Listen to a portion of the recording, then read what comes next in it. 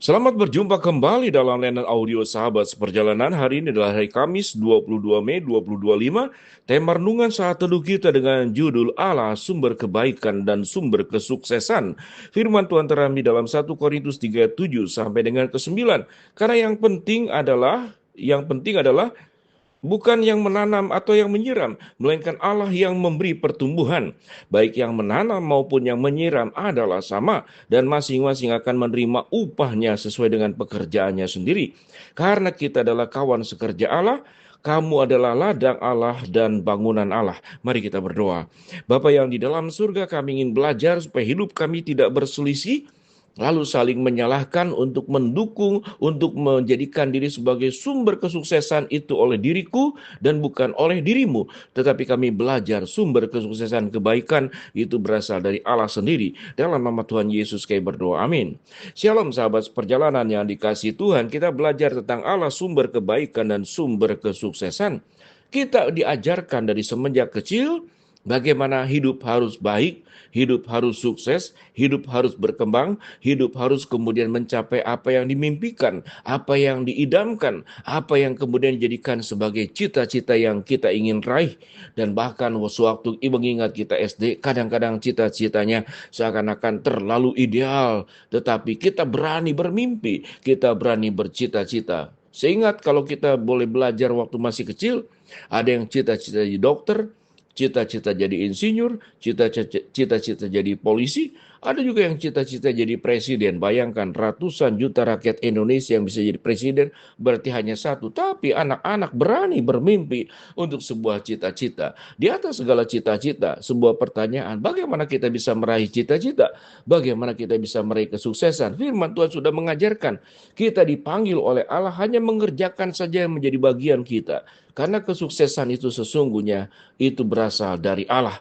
Kita tahu di dalam jemaat Korintus pasal ketiga ini berbicara Paulus menegur karena ada komunitas-komunitas di dalam jemaat yang berselisih, yang seakan-akan bahwa kalau saya sukses itu harus mengikuti Apolos. Kalau saya mau sukses dan hidup baik itu harus mengikuti katakanlah Kristus atau mengikuti pihak-pihak lain, yaitu mengikuti Paulus. Jadi di sini berbicara tentang adanya tiga kelompok. Lalu masing-masing mengklaim sebagai yang terbaik, masing-masing mengklaim sebagai kalau ikut dalam komunitas kami, kamu akan sukses. Dalam dunia nyata juga seperti demikian. Disinilah kita melihat bahwa manusia sedang mengambil alih tentang peran Tuhan sebagai sumber kesuksesan, sumber kebaikan. Tanpa Allah kita tidak bisa melakukan apapun, dan tanpa Allah kita tidak bisa sukses dalam mencapai apapun. Sehingga kalau boleh dikatakan kalimatnya kita bisa tulis dengan tanpa Tuhan kita bukan siapa-siapa dan tanpa Tuhan kita bukan apa-apa. Di dalam gereja seperti demikian. Jadi apakah aku Paulus? Apakah Apolos? Apakah Paulus?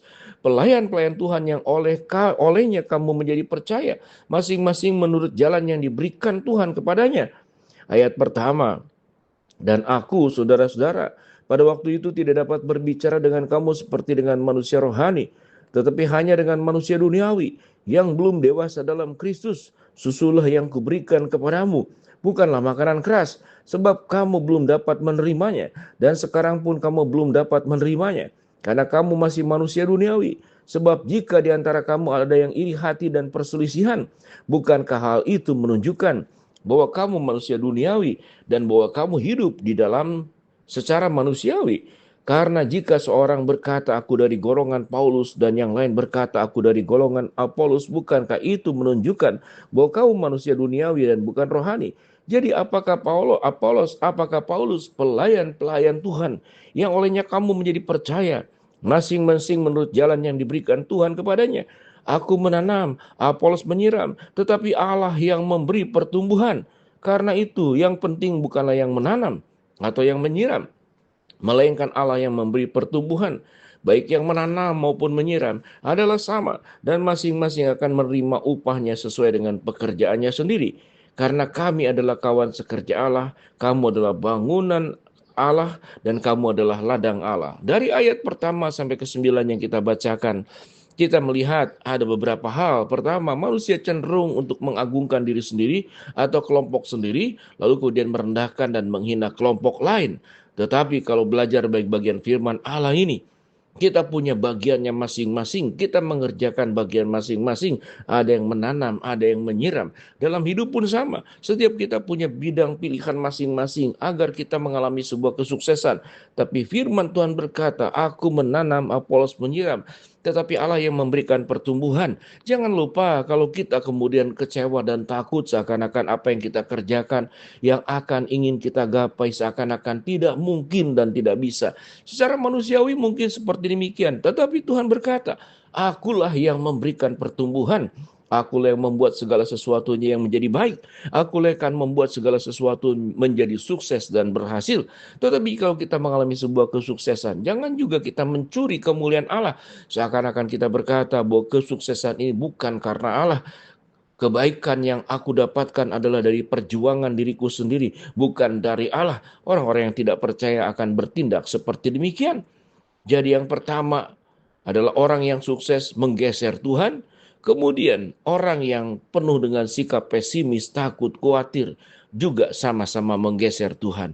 Yang satu mengambil alih kemuliaan Tuhan buat diri sendiri. Yang satu tidak mempercayai dan bersandar kepada pertolongan dan kekuatan Tuhan. Yang bisa membawa hidup kita bisa menjadi baik dan sukses di waktu-waktu yang mendatang. Sahabat seperjalanan, belajarlah beriman bahwa Tuhan menolong kita. Yang berikut adalah belajar bersyukur dan tidak mencuri kemuliaan Allah tatkala kita mengalami kesuksesan. Manusia memang sangat rentan untuk hidup dalam dosa. Hidup dalam dosa kesombongan dan hidup dalam dosa ketidakpercayaan kepada Allah. Dua-duanya adalah keberdosaan yang bisa dilakukan oleh setiap kita masing-masing. Mari sahabat seperjalanan, di tengah perjuangan kita dari hari ke hari memperjuangkan apapun yang sedang dilakukan oleh sahabat seperjalanan.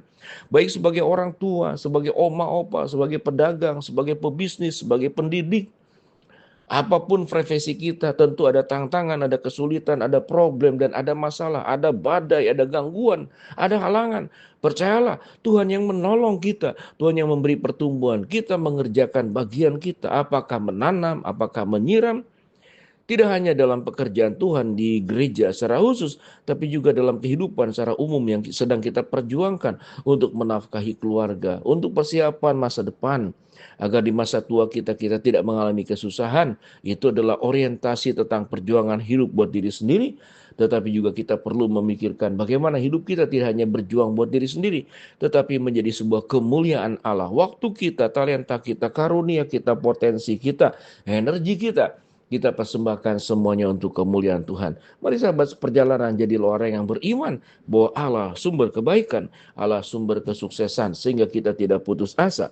Sewaktu kita berhasil, ingatlah bahwa Allah sumber kebaikan, Allah sumber kesuksesan, sehingga sewaktu kita berhasil, kita tidak mencuri kemuliaan Allah dan berkata, seluruhnya ini karya tanganku, seluruhnya ini karena usahaku, seluruhnya ini karena seluruh kemampuan dan hebatnya aku. Tetapi kita menyerahkan segala kemuliaan buat Tuhan. Percayalah, Tuhanlah sumber segala kebaikan dan kesuksesan untuk hidup setiap kita masing-masing. Mari kita berdoa. Bapa dalam surga, terima kasih buat kebenaran firman Allah yang kami pelajari. Hamba-Mu berdoa buat sahabat seperjalanan yang sakit, Tuhan yang sembuhkan. Sahabat seperjalanan yang sedang menghadapi masalah, Tuhan bukakan jalan. Sahabat seperjalanan yang sedang berdoa mengharapkan sesuatu, Tuhan kabulkan dengan cara dan waktu Tuhan yang terbaik. Ajar kami memahami Allah lah sumber kebaikan dan kesuksesan dalam hidup kami. Dalam nama Tuhan Yesus kami berdoa. Amin.